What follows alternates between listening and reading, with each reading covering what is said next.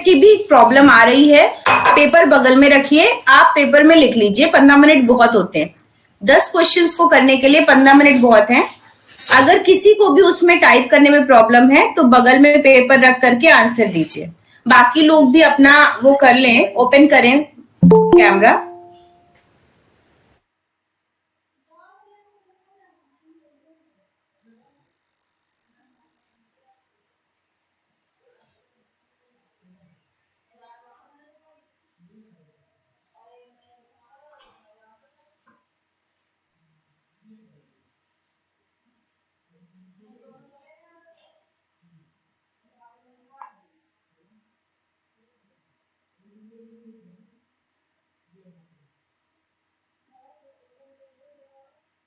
Hello Gopal ji, class start हो चुकी है क्या? मैडम आ चुके हैं क्या? बिल्कुल मैम आ गई हैं और एग्जाम पेपर भी उसका लिंक भी आपके ग्रुप में आ गया है। ओह, ओके आप एग्जाम लिंक पे स्टार्ट करें।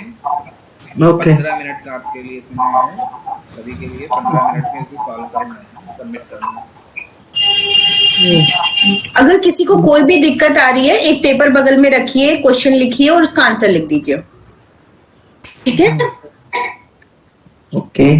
अच्छा, ये अभी करना होगा? मैं तो अभी बाहर हूँ, तो आज ही करना होगा?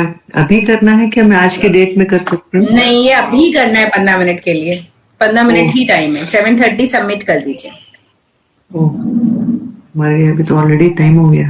अच्छा, नहीं नहीं, कुछ टाइम नहीं हुआ है, वो 5 मिनट का काम है, 15 मिनट दे रहे हैं हम आप लोगों को।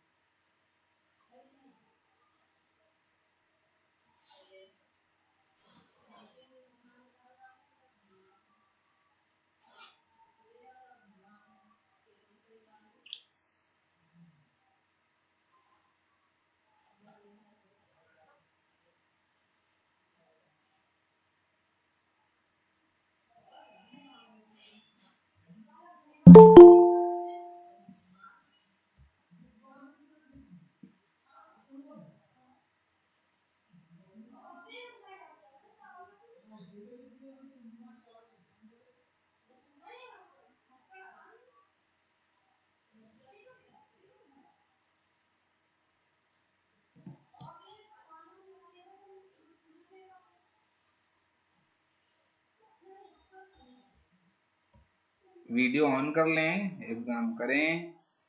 7:30 पर फाइनली सबको सबमिट करना है।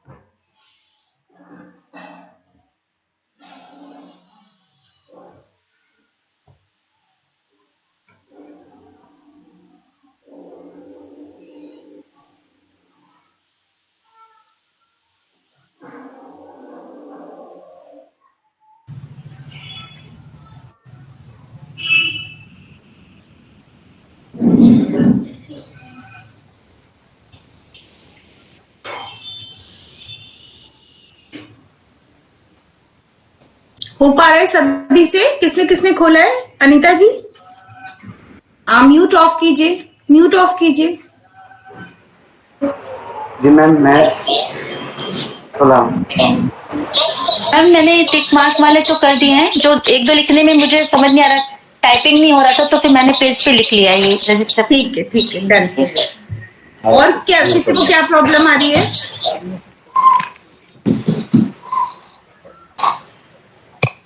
गोपाल जी बुक कर रहे हैं? मैंने क्विज तो ऑन किया है लेकिन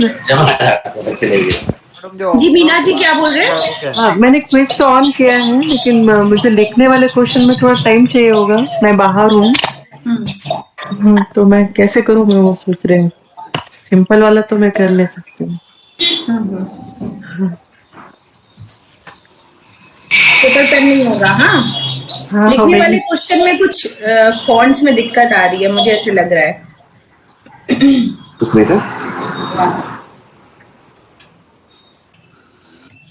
मैम मैंने सबमिट कर दिया है। हाँ, देखा मैं। अच्छा मैडम, वो सर्वे वाला है, उसके अंदर ही भर के कर देना है ना? हाँ, जो आपको फॉर्म मिला है उसको खोलिए और उसको हाँ। करते जाइए, ठीक है? ओके, कोई बात नहीं। करिए, अभी टाइम है, करिए। हाँ।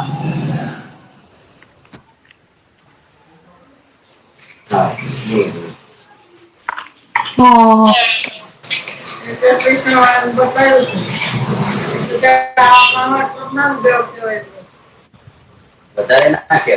ठीक है, वो वाला दवा आपके 5 इंजेक्शन લીધા સર ને एक काम करो, एक कैप्सूल નો कोर्स आपको फिर लेवा नहीं रखो रोज। विनायक जी आप म्यूट करें, आप म्यूट करें।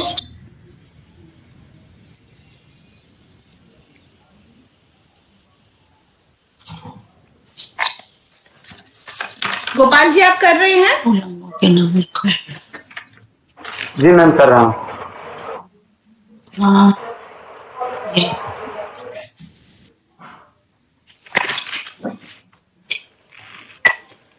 तो क्या बोल दिया?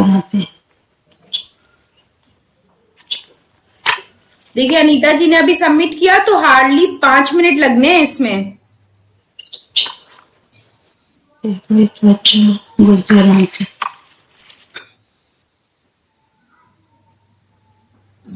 भाई अपना नाम जरूर लिखें, अगर आप नाम नहीं लिखेंगे तो हम कैसे बताएंगे?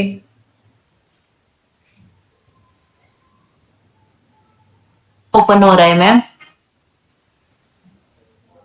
जी सभी का ओपन होगा। कुछ में ये प्रॉब्लम आ सकती है कि आप ऑप्शंस में लिख ना पा रहे हो, तो आप पेपर और पेन ले लीजिए और उसमें लिख दीजिए, कोई दिक्कत नहीं है।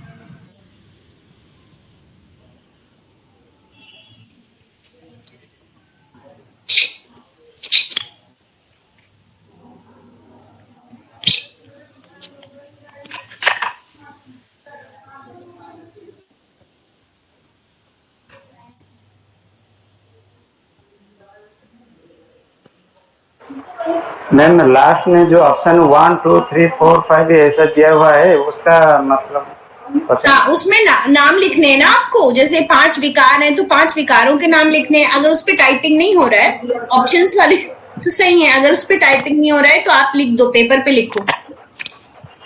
जी नहीं मैं अभी नहीं लिख सकता, बाद में देख, थोड़ा 5 मिनट। पेपर पे लिख के सर को फोटो भेज दीजिए, नीचे नाम लिख के, पेपर पे नाम लिख के पेपर सर को भेज दीजिए। फोटो भेज दे मैम। पेपर पे जो आंसर्स लिखे हैं आपने 3 जो नहीं हो पा रहे हैं, उनका फोटो नाम लिखिए, फोटो खींच के भेज दीजिए सर को। ठीक है मैम। मैम मैंने चॉइस वाला सबमिट किया है, पेपर में लिखने वाला नहीं किया है मैंने। ठीक, वो बाकी वो मैंने सबमिट किया है जो मैं कर सकती थी खड़े खड़े। ठीक। वो मुझे आइडिया नहीं था कि वो राइट डाउन नहीं होगा, ऑप्शंस वाले ही बनाते, नहीं तो कोई बात नहीं।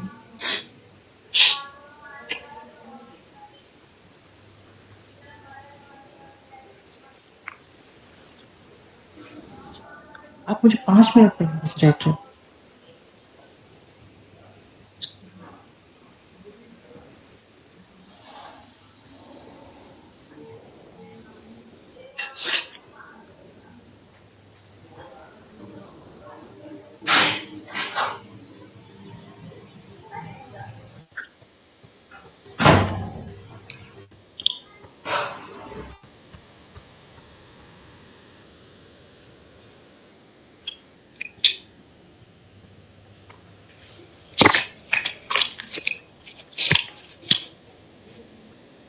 सभी समझ गए कि जो क्वेश्चंस नहीं हो पा रहे हैं, 3 क्वेश्चंस हैं शायद ऐसे, वो पेपर पे अपना नाम लिखें और उसको फोटो खींच के सर को भेज दें। आज कितने डेट है? 2, 3, 3 यार।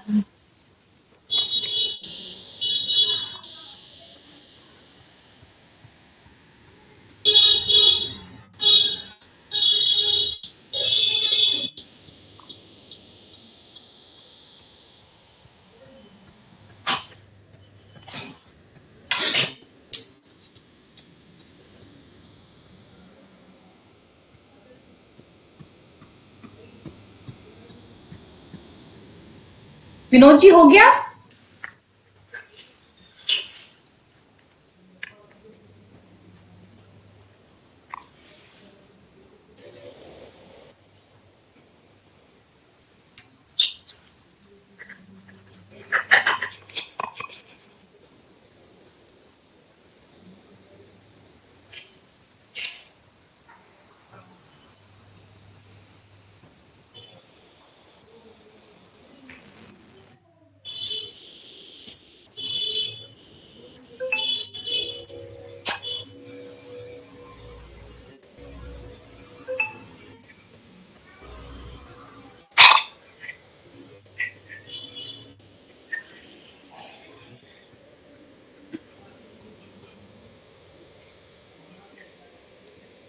मेरे पास जिनके नाम आ गए हैं, अनीता जी ने सबमिट किया, मिथुन जी ने, शिव शंकर गुप्ता, मृत्युंजय मिश्रा, विनोद कुमार, मीना जी।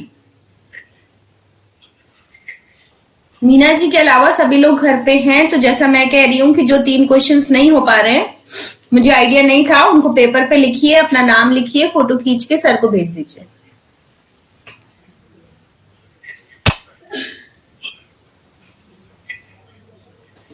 7:30 तक ही टाइम है, तो फटाफट ये काम कर लें, नहीं तो फिर वो 6 क्वेश्चंस में ही आपको जजमेंट मिलेगा।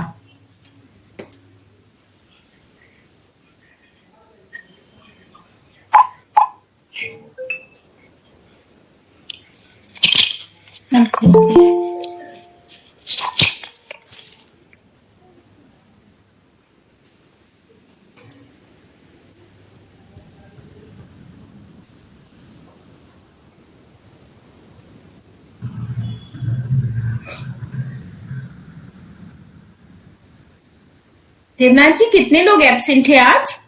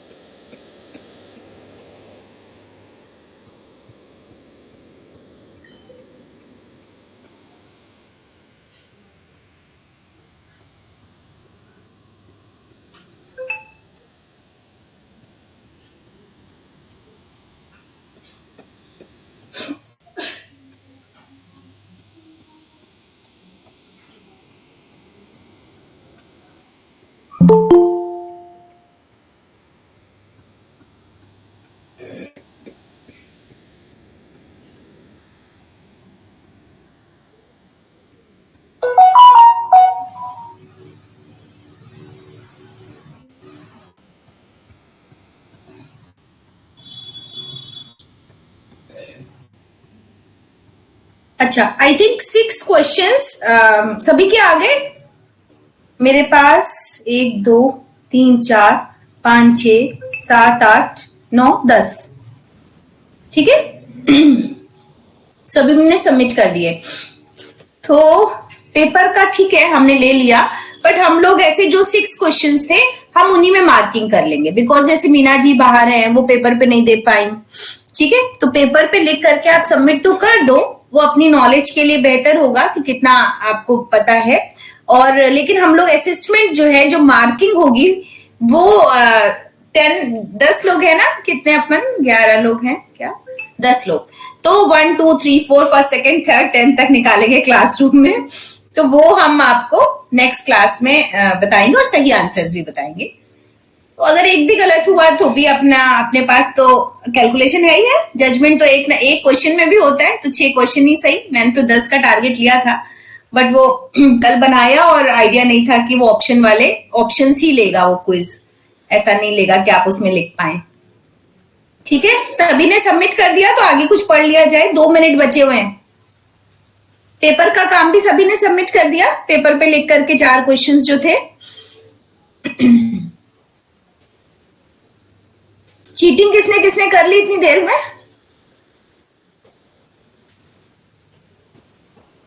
मौका नहीं मिला मैम। मौका बहुत है, आपने बेकार सबमिट कर दिया जब 15 मिनट। नहीं मैम, जो आता है मतलब वो ठीक है, कभी कभी जनरल नॉलेज ठीक रहता है। मेरा विकार वाला गलत हो गया, वही मैं पढ़ रही थी। जो 5 विकार थे, अब मुझे याद आ रहा है वो 5 विकार थे। अरे अभी लोग टेस्ट कर रहे हैं, अभी अनीता जी प्लीज। सॉरी। मेरा भी मैडम, मैं अभी आज बाहर से अभी आके ज्वाइन किया और ये देखा तो मैं एकदम चौंक गया। कोई बात नहीं, फिर भी मैंने सबमिट कर दिया है। ठीक। और अभी क्लिनिक पे बैठा हूं ना टेस्ट का, नहीं तो बहुत मुश्किल हो जाती। तो हमने कहा अब जब हो रहा है 1-2 बार से टेस्ट लेना है तो अपन पहले ही टेस्ट ले लें, तो आप फ्री रहेंगे थोड़ा सा। कोई बात नहीं। कठिन तो नहीं था, कठिन तो बिल्कुल नहीं बनाया मैंने, इजी है। नहीं, उसी बहाने थोड़ा रीडिंग हो जाएगा ना, फिर हम सोचेंगे कि क्या गलती है। जब क्वेश्चन गलत हो गया तो कठिन नहीं लगेगा।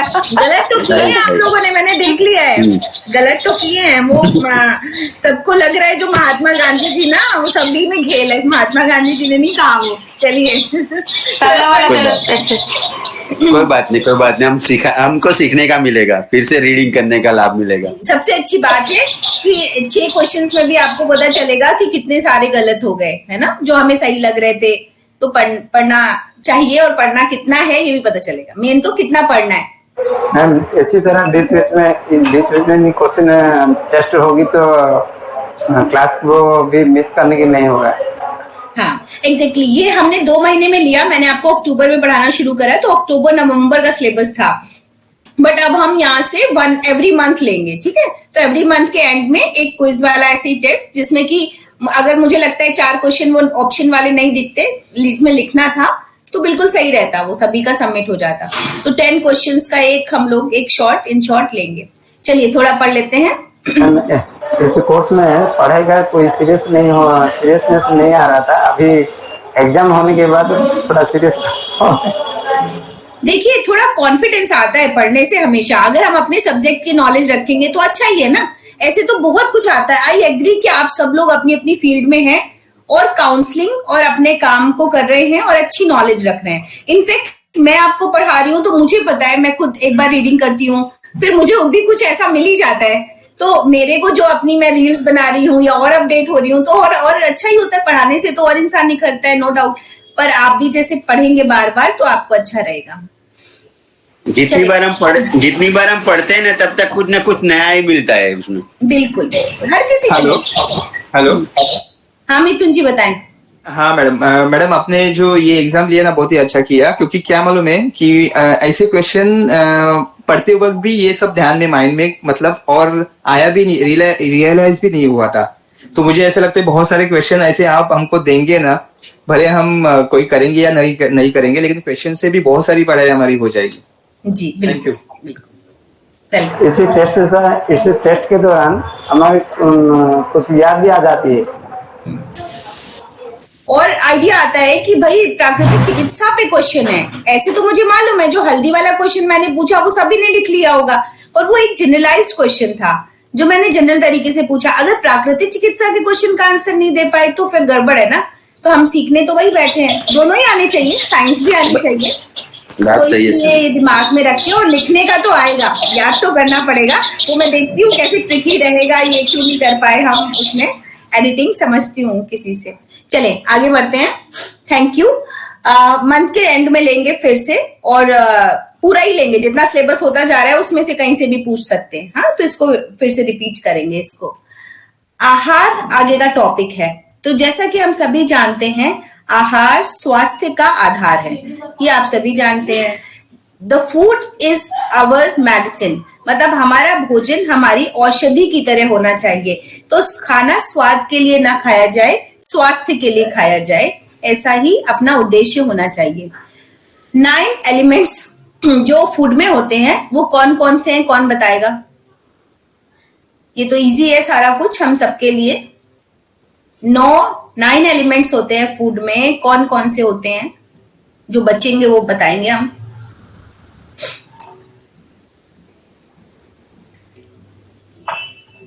अस्थि, मज्जा, रस, ये सब नहीं ना। ओके, फूड में। ओके, ये हमारे कार्बोहाइड्रेट और protein, carbs, mineral, minerals, vitamins, ये सारी। प्रोटीन, खनिज, लवण। यो गुरुजी अभी करती हूँ उसको, क्लास लेती हूँ अभी कर जी। सबसे पहले कार्बोहाइड्रेट, प्रोटीन एंड फैट। तो 3 मेजर एलिमेंट हो गए, और फिर माइनर में आ गया minerals and vitamins, white water and fibre. ठीक है, और क्या हुआ? रफेज हो गया, फाइबर, वाटर, खनिज लवण, मिनरल्स और विटामिन्स। ठीक, कार्बोहाइड्रेट, फैट, प्रोटीन, मिनरल और वाटर, फाइबर एंड रफेज। ठीक है मैम, लास्ट में क्या बोला आपने? लास्ट वाला word? Vitamins, minerals, last vitamins, minerals, fibre, मतलब रफेज। रफेज क्या, फाइबर एक ही है। ओके, जा है ना, जो कि हमारे नेचुरोपैथी में बहुत इंपॉर्टेंट है। भले ही एलोपैथ में कैलोरी काउंट के अकॉर्डिंग हम उसको कंसीडर नहीं करते। ठीक, clear? Protein, carbohydrate, fat, roughage, water, minerals and vitamins. ठीक, अब अगर हम एक एक करके चलें तो प्रोटीन के बारे में अगर बात करें तो रिच सोर्स ऑफ प्रोटीन क्या है? सबसे ज्यादा प्रोटीन किस में पाया जाता है? अच्छा, अभी हमारे साथ दाल पढ़ा करिए, हमने पढ़ लिए मतलब भर की, हम समझ लिए हैं। तो एक जनरलाइज पेपर रखिए, जो भी कॉपी आपने बनाई है, आपको कुछ ऐसा लगे कि हमने कुछ नया बताया है, आप उसमें लिख लीजिए, भले ही आपके नोट्स में है। आप तभी टेस्ट कर पाएंगे, यकीन मानिए। अगर आप मेरे टाइम पे बुक पढ़ते रहे तो सारा टाइम निकल जाएगा। ठीक है, तो बुक मत पढ़िए, आपको जितना आता है, नहीं तो मैं हुई बताने के लिए, आप उसको नोट कर लीजिए और उसके बाद एक बार जरूर रीडिंग कीजिए अपने नोट्स की। ठीक, फिर तब याद रहेगा। प्रोटीन किस किस चीज में होता है? सिंपल सी बात है, सभी को पता है। दालों में जी, और हरी सब्जी में पालक, पत्तेदार सब्जी जैसे पालक हो गया, मेथी हो गया, इनमें बंद गो, पत्ता गोभी भी होता है। देखिए और दानेदार सब्जियां। अरे सब्जियों पे तो आना ही नहीं है, मिनरल्स और विटामिन्स का सोर्स है सब्जियां, थोड़ा बहुत ही होगा। अगर आप कैलकुलेटिव डाइट प्लान किसी को देते हैं तो प्रोटीन का सोर्स जो है दालें है वेजिटेरियन डाइट में, और नॉन वेजिटेरियन में पनीर भी हो सकता है ना मैम? पनीर, ये एनिमल प्रोटीन हो गया है ना। तो 2 तरीके से प्रोटीन हमें मिलता है, plant based protein and animal protein, right. अब प्लांट बेस्ड प्रोटीन में सिर्फ दालें हैं, तो दालें में जो होल बीन्स हैं, like rajma, soybean, beans, kidney beans, chole, मटर, हाँ, ये सारे साबुत मूंग, चना या और भी दालें जो स्प्लिट करके हमने इस्तेमाल की। तो rich source of protein is दालें ओनली, पल्सेस से ही हमें मिलता है। ये है हमारा प्रॉब्लम कि हम प्लांट बेस्ड प्रोटीन जो है वो प्लांट से ही आना चाहिए, उसमें वेगन या एक्स्ट्रा वेगन की बात नहीं है कि हम कहें दूध एनिमल प्रोटीन है तो हम उसको मार के ले रहे हैं या उसको पनिश करके ले रहे हैं, पर ले रहे हैं तो वो एनिमल प्रोटीन है क्योंकि एनिमल से आया है। दिमाग इस पे जाता है कि फिश और पोल्ट्री और ये सब चीजें हमारी मतलब एनिमल प्रोटीन से आती हैं, बट मिल्क और पनीर और कर्ड भी जो हम खाते हैं जो रिच सोर्स ऑफ प्रोटीन है ये भी हमारा एनिमल प्रोटीन से आता है। फिर बचा हमारा नॉनवेज में, फिश में अच्छा प्रोटीन है और अंडे में, अंडे मछली में, मांस में, हाँ, नॉन वेजिटेरियंस फिश और एग, पनीर एंड मिल्क जिसको हम वेगन में रखते हैं। ठीक, तो ये हो गया आपका प्रोटीन जिसमें सबसे ज्यादा है। सेम, राजमा, सोयाबीन, दालें। अब प्रोटीन का वर्क क्या है बॉडी में?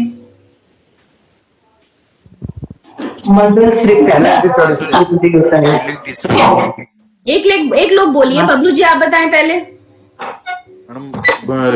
बॉडी बिल्ड करता है, मतलब टिश्यू जनरेट करता है। बिल्कुल सही। मिथुन जी आप बताएं, कुछ बोल रहे थे। मीना जी आप कुछ बोल रही थी। मसल्स बिल्डिंग के लिए, रिपेयर के लिए मैंने बोला। अनिता जी आप? हाँ मैम, मैं भी ये कहती हड्डियों के टूट फूट को बनाना शरीर को बढ़ाने में सहायक होता है। दो ही काम है, एक ग्रोथ एंड रिपेयर। हाँ जी, डेवलपमेंट एंड रिपेयर। तो हमें डेवलपमेंट की जरूरत कब तक है? जब तक बॉडी डेवलप कर रही है, समझ रहे हैं? तब हमें ज्यादा अमाउंट ऑफ प्रोटीन चाहिए, ये प्राकृतिक चिकित्सा कहती है। ठीक है, अभी बताते हैं कि प्रैक्टिकल अप्रोच क्या है जो बाहर जैसे एलोपैथ प्रैक्टिशनर या और हम लोग क्या कर रहे हैं।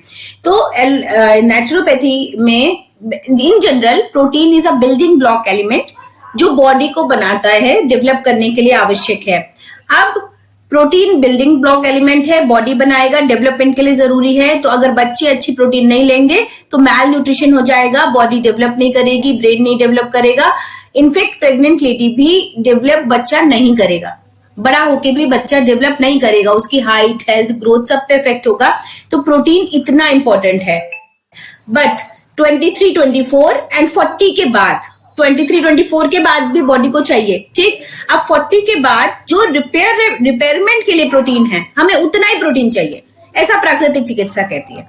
ठीक है, कि हमें जो बॉडी में अभी बॉडी बिल्डअप हो चुकी है तो जो टूट फूट हो रही है उस मरम्मत के लिए जो प्रोटीन चाहिए उतना ही प्रोटीन चाहिए, ज्यादा प्रोटीन की आवश्यकता नहीं है। मिनरल्स और विटामिन की ज्यादा आवश्यकता है और हम उस पर रख के बॉडी की बहुत सारी डिजीजेस को ठीक कर देते हैं और सीधे सीधे प्रोटीन को बंद कर देते हैं या कम कर देते हैं। ठीक है, ऐसा ही करते हैं नेचुरोपैथी में, या हम अंकुरित देते हैं या हम नहीं देते, या हम सीधे सीधे सब्जियां, फल और सूप, जूसेस पे रख लेते हैं बॉडी को। ठीक, अब प्रैक्टिकल अप्रोच क्या है कि पर kilogram of body weight protein होना चाहिए। ठीक है, तो ऑन एन एवरेज 40 ग्राम 50 ग्राम की बजाय जितना आपका बॉडी का वेट है उसका 1 ग्राम ऑफ प्रोटीन होना चाहिए। अगर 50 किलो वेट है तो 50 ग्राम आपको प्रोटीन चाहिए पर डे।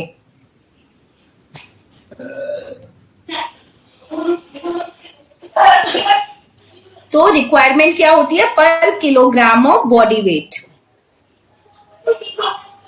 अगर ज्यादा प्रोटीन लेंगे कौन सा ऑर्गन खराब होता है?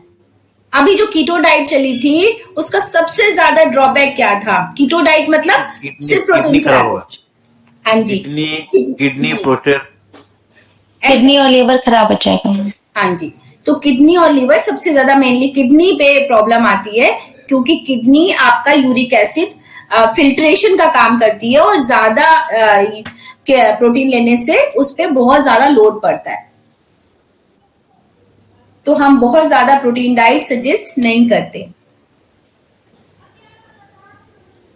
ठीक है, अभी क्लियर? तो protein is a building block element, major element है हमारी डाइट का जिसको हमें लेना ही चाहिए। एलोपैथ प्रैक्टिशनर या हमारे और साइंस कहती है कि किसी भी तरह से प्रोटीन लेंगे, प्रोटीन प्रोटीन है। नेचुरोपैथी कहती है कि प्लांट बेस्ड प्रोटीन होना चाहिए, होल ग्रेन का प्रोटीन होना चाहिए, गुड क्वालिटी ऑफ प्रोटीन होना चाहिए, कॉम्बिनेशन परफेक्ट होना चाहिए, तब प्रोटीन बॉडी में डाइजेस्ट होती है। तो बॉडी में प्रोटीन का एसिमिलेशन और एब्जॉर्प्शन अच्छा हो, ये बात ज्यादा जरूरी है बजाय प्रोटीन इंटेक के। तो आप कैसा भी प्रोटीन इंटेक कर लोगे और डाइजेस्ट हो जाएगा, ये जरूरी नहीं है। तो प्रोटीन के साथ साथ वेजिटेबल्स लगभग 1/3 बढ़ाने चाहिए, तब प्रोटीन डाइजेस्ट होती है। ये आपको बहुत सारे नेचुरोपैथ में बहुत सारे उसमें मिल जाएगा, आपके सिलेबस में नहीं लिखा है। मैं बता रही हूँ कि अगर आपने 1 कटोरी प्रोटीन लिया है, खा रहे हैं, तो आपको 2 कटोरी या 3 कटोरी आपको सब्जियां रखनी पड़ेंगी, तब वो डाइजेस्ट होगा। ठीक, ये एजिंग के साथ साथ बता रहे हैं, मतलब जो छोटा बच्चा है वो तो वर्कआउट करके, एक्टिविटी करके उसको डाइजेस्ट कर ले जाता है, पर जो 40 अबव लोग हैं, अगर आप उनको प्रोटीन खिला रहे हो तो उनको आपको सब्जियां या रॉ या सलाद या चटनी इस फॉर्म में आपको रखना पड़ेगा, लगभग 3 गुना, और 3 गुना नहीं तो इक्वल अमाउंट तो करना ही करना है। ठीक है, नेक्स्ट बात करते हैं कार्बोहाइड्रेट। तो दूसरा जो मेजर एलिमेंट है वो कार्बोहाइड्रेट है। कार्बोहाइड्रेट कहाँ से मिलता है? मैम सारे ग्रेन से मैम। अनाज, दालें, अनाज से चावल जैसे हो गया, गेहूं हो गया, और मीठा, गुड, मीठे से भी मिलते हैं। और कुछ छूटा? मैम घी, वसा नहीं, वो तो फैट है। फैट अगेन तीसरा मेजर एलिमेंट है। ठीक है, तो कार्बोहाइड्रेट हमारा मेनली मोटी तौर पे रोटी और चावल से मिला। हालांकि जितने भी प्रोटीन के सोर्सेस थे, जैसे दालों की बात करें, आप राजमे छोले की बात करें, तो उसमें भी कार्बोहाइड्रेट था। ठीक है, लेकिन मेजर कंटेंट प्रोटीन का ज्यादा था। इसी तरह कार्बोहाइड्रेट में रोटी और चावल आपका मेन है।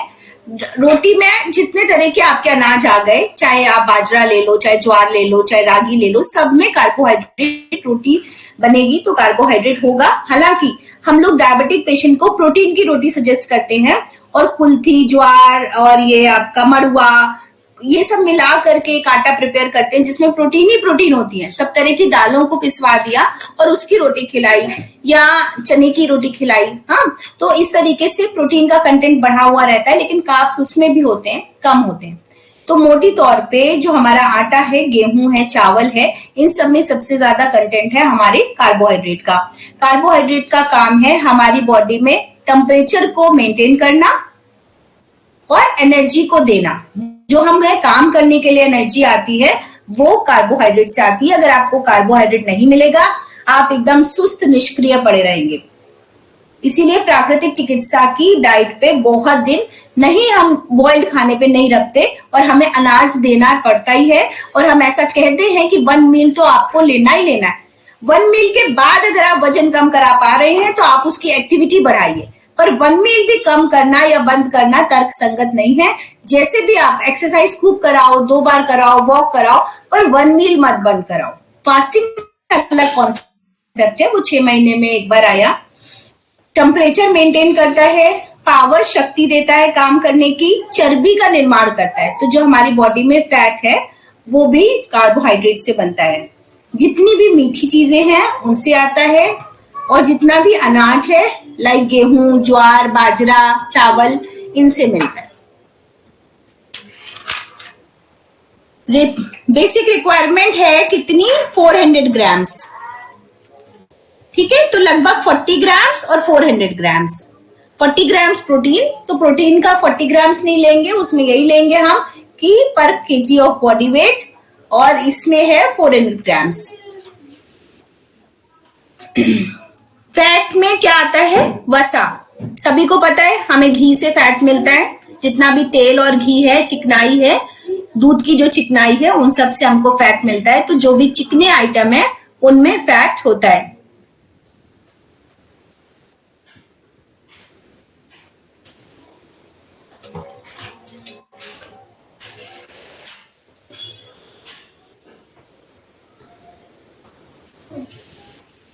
अच्छा, फैट की कमी से क्या हो जाता है?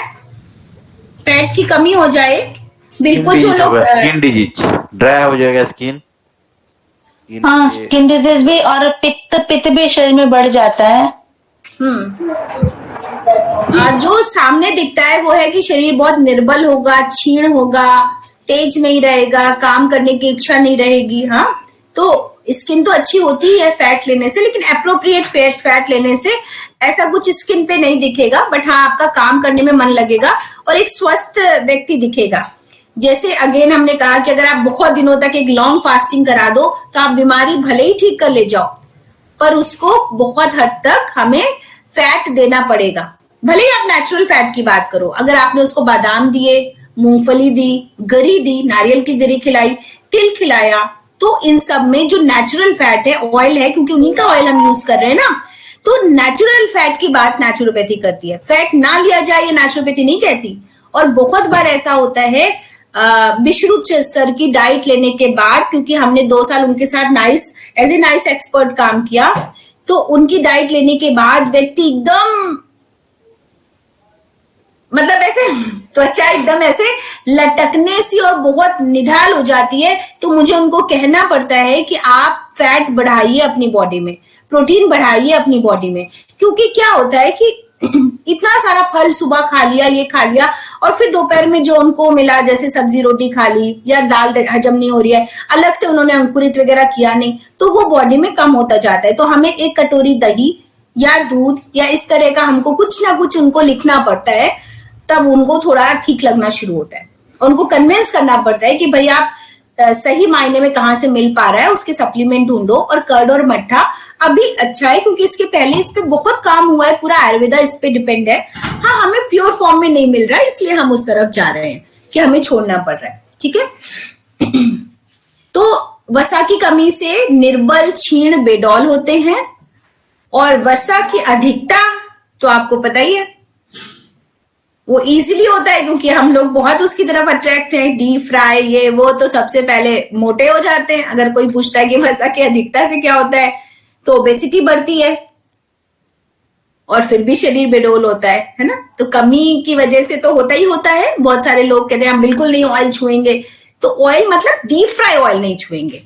अगर नेचुरल कंटेंट में भी ऑयल नहीं जा रहा है और ऊपर से भी आप घी डाल के नहीं खा रहे, तो या जो हमारे यहाँ भरते का कल्चर था कि कच्चा तेल डाला जाता था, तो कोल्ड प्रेस्ड ऑयल का जमाना भी आ गया। आप सबको पता है रिफाइंड ऑयल्स नुकसान कर रहे हैं, पर उनको भी अगर हम हाई फ्लेम पे चढ़ा रहे हैं तो वो हमारे लिए हार्मफुल है।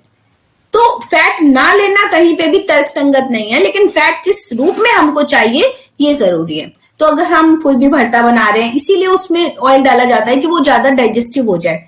तो सरसों का तेल प्योर फॉर्म में, या और भी नारियल के तेल, या तो बदल बदल के हमारे पास कोल्ड प्रेस्ड ऑयल तिल का, नारियल का, मूंगफली का और आपका सरसों का, ये आपके पास होना चाहिए जी। और कितना चाहिए fat? 40 to 60 grams per day.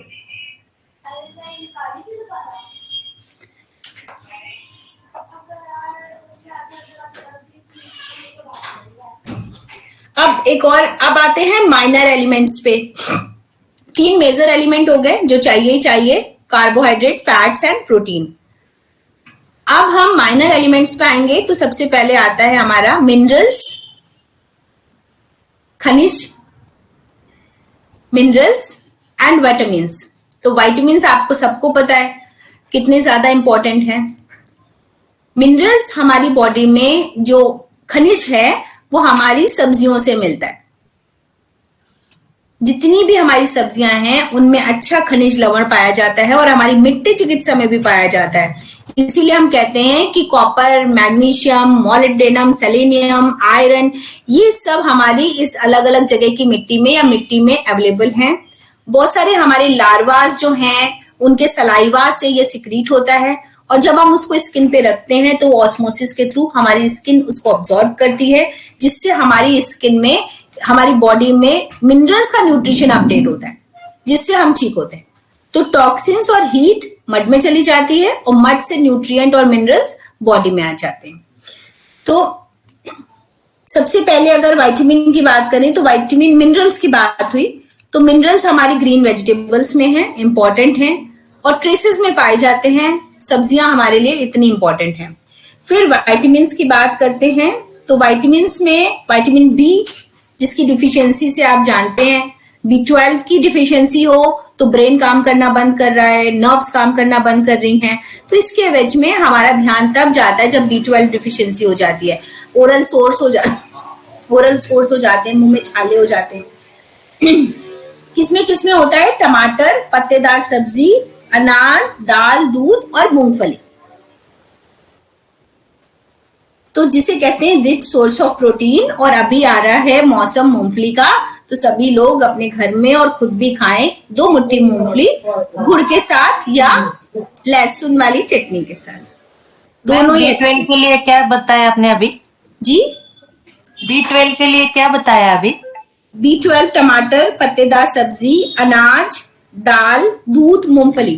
तो अगेन जो लोग अनाज बंद करते हैं ना, उनको भी B12 डिफिशियंसी हो जाती है। जैसे बिल्कुल अनाज पे नहीं है, वेट लॉस प्रोग्राम चल रहा है, आप देखें उनको मल्टीविटामिन लेनी पड़ जाती हैं ना। तो मूंगफली आ रही है, कहने का मतलब है विंटर्स हैं तो गुड़ के साथ मूंगफली कुछ लोगों को पसंद है, कुछ लोगों को लहसुन धनिया के नमक के साथ।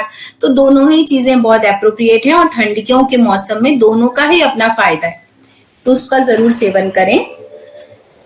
तो सबसे पहला क्या होता है? विटामिन की डिफिशियंसी, बी की डिफिशियंसी से इम्यूनिटी कम हो जाती है। तो इम्यूनिटी आपकी सबसे ज्यादा अटैक करती है आपकी नर्व्स पर, ठीक? तो मैम हार्ट पर भी असर पड़ता है इसका? हाँ, व्हाई नॉट। तो इम्यूनिटी सीधे सीधे इम्यूनिटी कम हो जाती है, विटामिन बी की डिफिशियंसी से इम्यूनिटी कम हो जाती है। अब विटामिन सी और विटामिन डी 2 की चर्चा करेंगे, फिर नेक्स्ट क्लास में आपका इसको आगे ले जाएंगे।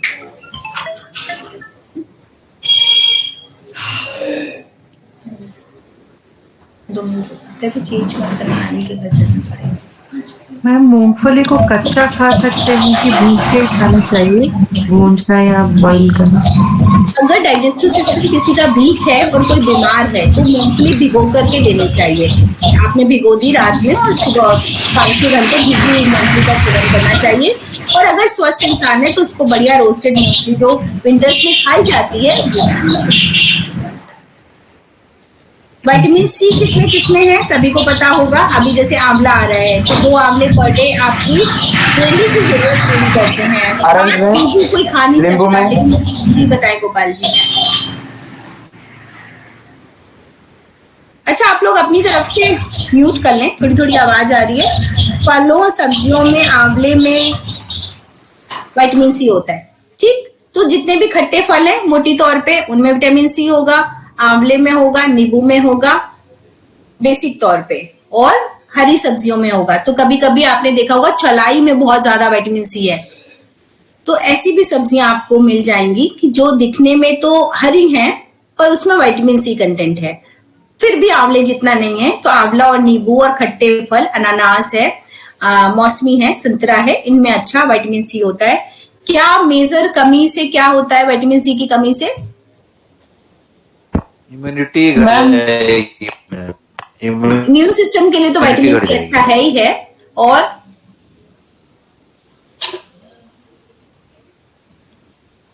स्कर्वी रोग हो जाता है मैम, और सबसे ज्यादा गम्स प्रॉब्लम, टीथ प्रॉब्लम इस तरह की हो जाती है। मसूड़ों की दिक्कत हो जाती है, पायरिया हो जाता है, ब्लड निकलने लगता है, तो स्कर्वी हो जाता है। ये हम लोग बचपन में भी पढ़ते हैं जब साइंस पढ़ते हैं, ठीक? तो विटामिन सी की कमी से स्कर्वी रोग हो जाता है, हमारी गम्स लूज हो जाते हैं या उनसे ब्लड निकलता है और उनकी हेल्थ पे इफेक्ट पड़ता है। तो विटामिन सी का सेवन सबको करना चाहिए, कॉन्शियस हो जाइए अपनी हेल्थ के लिए। विटामिन डी में क्या है? हमारे सूर्य की रोशनी से विटामिन डी मिलता है, बोन हेल्थ के लिए बेस्ट है, ये हम सब जानते हैं। और धूप का सेवन से ही हमारी बॉडी में स्वतः विटामिन डी बनता है। मछली के तेल में भी होता है, तो जो छोटे बच्चों को मछली के तेल के कैप्सूल्स खिलाए जाते थे, तो बेसिकली अगर मुझे किसी को रिकमेंड करना होता है तो मैं शैशे नहीं रिकमेंड करती, मैं 4 कैप्सूल वो विटामिन के मछली वाले ही लिखती हूँ। सस्ता मद्दा काम है, उससे भी बढ़ जाता है, ठीक है? तो धूप का सेवन और फिश कैप्सूल्स जो आते हैं कॉड लिवर ऑयल के, जो आपको याद होंगे, तो वो 4 कैप्सूल्स, 5 कैप्सूल्स, 6 कैप्सूल्स, 4 वैसे ठीक है, अदरवाइज 4 सुबह 4 शाम भी कुछ दिन खिला दिए और फिर टेस्ट कराया तो वो अपना सही है। बाकी शशि भी सही है, अगर बहुत कम हो रहा है तो आपको उस पर जाना ही पड़ेगा। शुरू में बॉडी बनाती नहीं है जल्दी जल्दी, और उस तरीके से हम नेचुरोपैथी करते भी नहीं कि हमें नेकेड बॉडी चाहिए, सफिशिएंसी आती है, जिसके लिए आपको एक मल्टीपल काम शुरू करना चाहिए। इसमें मतलब आपकी बुक में भी लिखा है मछली का तेल और सूर्य का प्रकाश, ठीक है। तो vitamin D, sodium, potassium, chlorides, ये मिनरल्स हैं जो आपकी सेल्स का निर्माण करते हैं। जो मिनरल्स हमारी बॉडी में हैं, सोडियम, पोटेशियम, क्लोराइड, फॉस्फोरस, ये 4 लवणों की बात आपके सिलेबस में की गई है। Sodium, potassium, chloride, phosphorus. क्योंकि देखिए अगर हम क्वेश्चन पूछेंगे तो जनरलाइज तो होगा, पर आपके होगा सिलेबस का ही, जो सिलेबस में लिखा है। ऐसे तो बहुत कुछ, बहुत अलग अलग कंटेंट भी है ना बुक में, तो अभी हमको यही लेके चलना है कि आपका सिलेबस क्या कहता है। तो ये हमारी सेलुलर मैन्युफैक्चरिंग के लिए रिस्पॉन्सिबल है। तो बॉडी में अगर आप देखिए, जो मैं बताती हूँ ना, ऐसे करके छोटे शॉर्ट नोट लिखते हैं ना, तो बहुत काम आएंगे, कि कुछ उसमें बहुत ज्यादा नहीं पढ़ना है, या आपने अंडरलाइन कर लिया उसके बाद, या आपने इन शॉर्ट एक एक वर्ड लिख लिया बस, कि 4 लवण हैं जिनकी बात हो रही है, sodium, potassium, chloride and phosphorus. और ये इनका मेन पर्पस क्या है, हमारी बॉडी में सेलुलर मैन्युफैक्चरिंग करता है, मतलब कोशों का निर्माण करता है, कोशिका लेवल पे काम करता है, कोशिकाओं का निर्माण करता है। 2 चीजें बची, एक वाटर इनटेक, तो हमारे शरीर में 90% वाटर की जरूरत है। रिक्वायरमेंट इन्होंने लिख दिया है 5 से 6 लीटर, लेकिन अगेन मैं कहती हूँ कि बॉडी में 2 से 2.5 लीटर क्रिस्टल क्लियर यूरिन हो, वो ही आपको बताता है कि आपकी पानी की रिक्वायरमेंट कितनी है। मॉडरेट तरीके से 3 लीटर पानी सफिशिएंट है। कभी कभी बहुत ज्यादा पानी भी आपकी किडनी प्रॉब्लम का कारण बनता है। तो ये आपकी मैम में था जी, बताइए 3 नंबर कौन सा है मैम? सॉरी मैम, 3 नंबर मतलब जो 4 मैंने मिनरल्स बोले। मैम मैं थोड़ा लेट ज्वाइन की तो मुझे वही पेज नंबर जानना था। कौन सा भी बोल रही है? पेज नंबर तो मैं नहीं बता पाऊंगी। 30, पेज नंबर 30। जी जी, thank you. Swati ji exam नहीं दिया आपने? जी मैम, अभी वही दी और 7:30 से मैं स्टार्ट की और अभी जस्ट बैठी हूँ क्लास में, तो इसीलिए थोड़ा छूट गया। दे दिया, सबमिट कर दिया? मैं उसको देख लूँ। जी सबमिट कर दिया। अच्छा ठीक है, तो ये वीडियो ऑफ करके सबमिट वाले नहीं माने जाएंगे। अगली बार से टेस्ट लेंगे तो वीडियो ऑन करके देना पड़ेगा, सिर्फ इस बार कंसीडर है, ठीक है? अच्छा जी। तो वाटर हो गया, और फिर अब बात आती है फाइबर। तो फाइबर यानी खुज्जा उतना ही इंपॉर्टेंट है जितना हमारी बॉडी में ये कह लें कि पानी इंपॉर्टेंट है। तो खुज्जा नहीं होगा अगर आपने पका हुआ अनाज ही खाया है, तो उसमें फाइबर नहीं होता, और फाइबर के ना होने से हमारी बॉडी में और भी सिस्टम नहीं चलता। पानी क्या क्या काम करता है, पानी क्यों जरूरी है, जैसे हमने जाना कि विटामिन सी क्यों जरूरी है, प्रोटीन का क्या काम है, कार्बोहाइड्रेट का क्या काम है, फैट का क्या काम है, वाटर का क्या काम है। मैम ये वाटर बैलेंस, बॉडी में वाटर बैलेंस करता है, केमिकल बैलेंस भी रेगुलेट करती है। और बताइए मेन फंक्शन।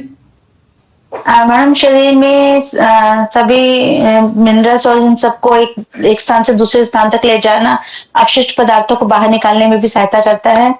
और जैसे पसीने के थ्रू हमारी त्वचा से बाहर निकालना, मलमूत्र के जरिए बाहर निकालना, हमारे अंगों की सफाई करता है। मतलब 1 वर्ड आंसर, ट्रांसपोर्टेशन का काम है और एक्सक्रीशन का काम है, ठीक है। बॉडी में मिनरल्स को या न्यूट्रिशन को पूरी बॉडी में ले जाना और बाहर निकालना, मतलब एक्सक्रीशन का काम है। बिना इसके ना तो चीजें डिसॉल्व हो पाएंगी और ना एक्सक्रीट हो पाएंगी सिस्टम से, ठीक। फाइबर जो बचा खुज्जा, जब हम रॉ खाते हैं तो खुज्जा मिलता है, जितना हम उसको पकाते हैं खुज्जा खत्म होता है। एलोपैथ में हम उसको प्रोटीन का असेसमेंट तो कर लेते हैं, कैल्शियम का भी कर लेते हैं, ठीक है, कि इतना प्रोटीन इतना कैल्शियम है, इसमें इतना आयरन है। तो जो चीजें डिके नहीं हुई हमने उनको दिखा दिया कि ये इतना इतना हमको न्यूट्रिशन मिल गया, पर बहुत प्रोसेसिंग और कुकिंग से क्या हुआ, फाइबर खत्म हो गया। तो अगर हमारी बॉडी में आवश्यक खुज्जा नहीं रहा तो हमारी जो सीलिया है, हमारी पेरिस्टाल्टिक मूवमेंट करती हैं, उनको इतना फाइबर नहीं मिला और उन्होंने उस मोशन को आगे नहीं खिसकाया, और जब वो एक्युमुलेट रहा तो वो हमारी बॉडी में टॉक्सिन्स का कारण बना, ठीक। तो हमारे शरीर के लिए खुज्जा क्या है, खुज्जा क्या जी? होता है? खुज्जा खुज्जा फाइबर, मतलब फाइबर ओके। रॉ है ना, जितना आप सलाद खाते हैं। खुज्जा मतलब इंग्लिश में फाइबर। तो फाइबर हमारी बॉडी के लिए उतना इंपॉर्टेंट है जितना मिनरल्स। ना तो फाइबर के एब्सेंस में एक्सक्रीशन अच्छा नहीं होगा, और एक्सक्रीशन नहीं होगा तो एब्जॉर्प्शन होगा ही नहीं, क्योंकि एक्युमुलेशन वो पहले से ही पड़ा हुआ है। पहले आपको उसको रिमूव करना पड़ेगा, तब एब्जॉर्प्शन होगा। तो इसी के साथ क्लास खत्म।